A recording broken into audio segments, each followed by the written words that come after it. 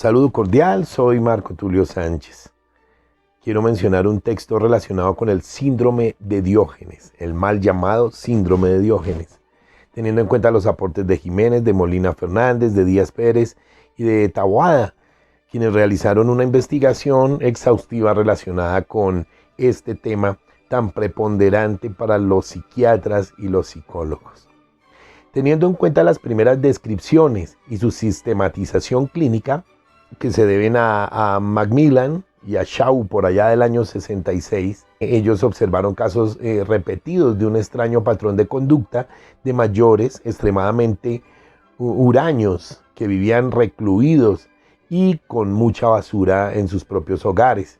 Esta denominación que conocemos se debió a Clark del año 75, basada en el estilo de vida misantrópico y solitario del conocido filósofo griego, aunque estos pacientes están justo en el polo opuesto a su filosofía, ya que lo básico de este síndrome es el de no poder desprenderse de nada y acumular objetos. Diógenes propugnaba no poseer nada, no ser esclavo de las cosas y vivir libres de la naturaleza. Desde nuestro punto de vista, la denominación de este síndrome es errónea, no siendo aceptada por la Organización Mundial de la Salud, y se considera que se está haciendo mal uso periodístico del término.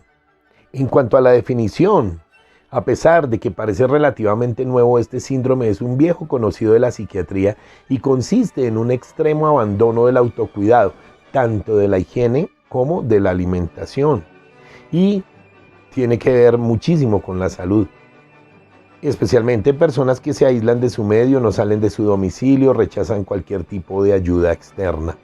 Habitualmente esta patología se presenta en ancianos solitarios, muy preocupados por una ruina económica no real, por lo que acumulan basuras y viven en una situación de miseria material absoluta. La nula conciencia de la enfermedad es una de las características que presenta el afectado y lo que dificulta cualquier tipo de intervención consensuada. Veamos el punto de vista de la filosofía. Tras la muerte de Sócrates allá en el 399 a.C., sus discípulos se dispersaron y originaron numerosas escuelas filosóficas. Además de Platón, otros filósofos que en mayor o menor medida habían sido discípulos suyos continuarían su pensamiento en direcciones distintas y aún contrapuestas. Una de esas escuelas, fundada por Antístenes, aproximadamente en el año 445 al 365 a.C., y a la que perteneció el filósofo Diógenes de Sinope, también conocido como Diógenes el del tonel. Llevó a la práctica el ideal del sabio representado por el cinismo recogido en numerosas anécdotas: vida solitaria, desnudo y sin más vivienda que un tonel, en renuncia constante de todos los bienes creados por la sociedad humana. Lo del tonel aparece en todas sus biografías, no habiéndose inventado aún los toneles en esa época, apareciendo estos posteriormente gracias a los galos, cosas de tradición histórica. Una de las anécdotas más famosas y que definen al filósofo es la de que un día vio a un niño bebiendo agua con la palma de la mano e inmediatamente tiró su única pertenencia, que era un recipiente que utilizaba para lo mismo, ya que no había ninguna pertenencia humana que fuera imprescindible. Como se ve, esto ilustra lo opuesto de su filosofía con el síndrome, como lo conocemos coloquialmente. También es conocida la anécdota que mientras el filósofo tomaba el sol plácidamente, se le dirigió Alejandro Magno y empezó la conversación así. Decía: «Yo soy Alejandro Magno», a lo que el filósofo contestó: «¿Y yo? Diógenes el cínico». Alejandro entonces le preguntó de qué modo podía servirle, y el filósofo entonces le replicó: «¿Puedes apartarte para no quitarme la luz del sol? No necesito nada más». Se cuenta entonces que Alejandro se quedó tan impresionado con el dominio de sí mismo del cínico que se marchó diciendo: «Si yo no fuera Alejandro, querría ser Diógenes».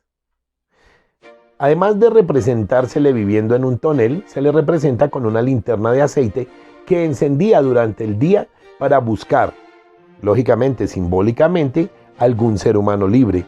De esta anécdota se sustrae lo que hoy entendemos por cinismo o cínico, que lógicamente la Real Academia de la Lengua lo define como desvergüenza en el mentir. Otras denominaciones, por ejemplo, los ingleses utilizan el término hoard, hacer acopio, para definir este tipo de patologías, y hoarding con la acción de la misma. El urraquismo se ha utilizado en psiquiatría como un síntoma de algunos esquizofrénicos que recogían, como las urracas, todos los objetos que consideran atractivos, como piedrecitas, lazos, colillas, etc., y lo guardaban como un tesoro. El poeta Carlos Pellicer padeció del deseo incontrolable de guardar objetos como cartas, manuscritos, billetes de tranvías, fotografías, postales, periódicos y volantes, entre otras curiosidades, y se autodefinió como un urraquista. La silogomanía. Este es el síntoma que debe utilizarse para definir la acumulación obsesiva y compulsiva de objetos sin valor. El síndrome de la miseria senil es otra de las denominaciones en la bibliografía de salud mental del síndrome completo, mucho más adecuada que el término de Diógenes. Otras patologías donde aparece el urraquismo, silogomanía y hoard se refiere a las personalidades obsesivas que se dedican al coleccionismo sin que se añadan otros síntomas como el aislamiento social y la idea delirante de ruina. Pueden llegar a tener la casa repleta de pertenencias, siendo incapaces de desprenderse de casi nada. Los pacientes con trastornos maníacos suelen utilizar bolsas con multitud de objetos inútiles, llegando a comprar todo tipo de cosas que acumulan en sus casas, sin que haya necesariamente un abandono de la higiene. En una ocasión a un paciente se le encontraron 200 pares de zapatos en su casa, además de otras muchas pertenencias. La compra compulsiva es una de las nuevas adicciones de estos últimos tiempos, pero no se suele dar en ancianos y sus relaciones sociales se manifiestan normalmente intactas. Tras la compra existe un arrepentimiento e intentan ocultar su adicción, escondiendo dichas compras. Los esquizofrénicos crónicos con gran deterioro suelen presentar urraquismo, como hemos comentado en este video. Lo que más les caracteriza es en el poco valor de las cosas que recogen. Después de encontrar todo eso, las abandonan y al otro día vuelven a hacer un nuevo cúmulo. Las personas afectadas por un delirio de ruina suelen tender a no poder tirar nada y acumular todo tipo de objetos, pudiéndose dar a cualquier edad y ser secundarios a una depresión con síntomas psicóticos o a la paranoia, es decir, el trastorno por ideas delirantes.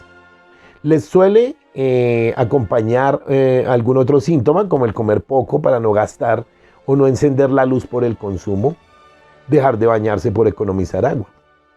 El hoard o hacer acopio con animales es también muy visto por la prensa sensacionalista, aunque hasta ahora solo le han puesto nombre los anglosajones. Se caracteriza por tener a los animales con un mal estado higiénico y hacer un secuestro de los mismos. El hoard con el dinero o avaros llegan a vivir en la miseria por no gastar el dinero, aunque no acaparan basuras y no son conscientes del capital que poseen. Les produce un placer similar a las adicciones y lo refieren como una seguridad ante el futuro, aunque sean ya personas de edad muy avanzada, sin abandonar por ello los autocuidados. Bien, ahora veamos la etiopatología. La explicación psicoanalítica de la cadena umbilical consiste en que nacemos de un lecho con comida y temperatura perfecta a un mundo frío, hostil y lleno de incomodidades. Al cortarnos el cordón umbilical nos obligan a pasarnos el resto de la vida buscando compensar esa carencia. Así nos pasamos el resto de la vida atando el cordón a cosas y personas para buscar sustitutos de la droga umbilical. Por eso acabamos siendo adictos a las cosas y personas en las que depositamos la esperanza de nuestro bienestar. No es extraño que nos hagamos dependientes de cualquiera de ellas. El ser humano se siente mejor asumiendo que poseer es sinónimo de sentirse seguro. No es extraño que nos hagamos dependientes y adictos a cosas, libros, regalos, ropas, coches, etc. De este modo se entiende que la especie humana sea la más coleccionista de todas las existentes. Muchos incluyen en sus colecciones basura, objetos sin valor, es decir, lo que se reconoce como la silogomanía, y que tal costumbre sea un hábito de vida. Para los biologicistas, estos pacientes que son mayores de 65 años, en las pruebas de neuroimagen estructural y en neuropsicología, pueden aparecer signos de atrofia cortical frontal y disfunción prefrontal respectivamente. Esta similitud clínica entre el síndrome y la demencia frontotemporal de predominio frontal, es decir, el DFTF, ha provocado que algunos autores hayan considerado al primero como una forma de inicio senil de la DFTF. Algunos autores indican la interrelación de varios factores como predisponentes de la enfermedad, entre los que destacan como primer espectro la presencia de ciertos rasgos o conjuntos de rasgos de personalidad precipitantes en los sujetos, es decir, la tendencia al aislamiento, dificultades de adaptación social, rechazo de las relaciones humanas, la misantropía, etc.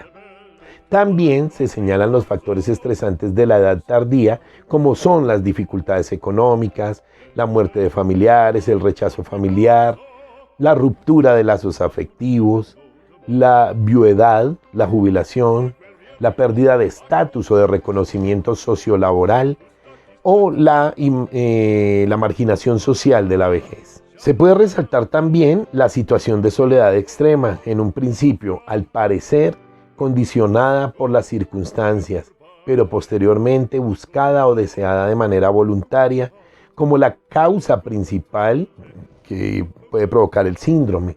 En este sentido, todos los autores consultados reconocen rasgos de personalidad premórbidos en los sujetos, resaltando como primer tipo de personalidad más frecuente la denominada esquizoide, persona independiente, reservada, dominante, obstinada, una persona inestable, acaparadora, quisquillosa, autosuficiente, y de otras personalidades con rasgos paranoides, pendencieras, mortificantes, celosas, agresivas, suspicaces. En definitiva, podemos decir que se contrasta la existencia de patrones de personalidad. Veamos el aspecto relacionado con la epidemiología. Un 3% de las personas mayores de 65 años tienen riesgo de este síndrome. La prevalencia probable es del 0.5 y la incidencia anual podría estimarse en unos 3.200 casos nuevos. Esto difiere de otras estimaciones en las que la incidencia es mínima, seguramente por la falta de consenso en la definición de dicho síndrome. También algunas lecturas nos invitan a entender que las actuaciones de enfermería se refieren a que resulta muy difícil ayudar a este tipo de pacientes, ya que son ellos los que evitan todo tipo de atención.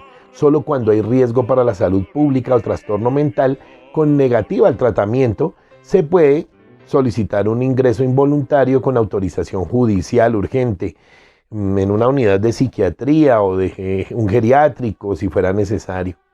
En primera instancia, la intervención más temprana debe ser por parte del trabajador social para solicitar las ayudas pertinentes de desalojo de las basuras acumuladas, así como un estudio social y económico para hacer un seguimiento comunitario o institucional.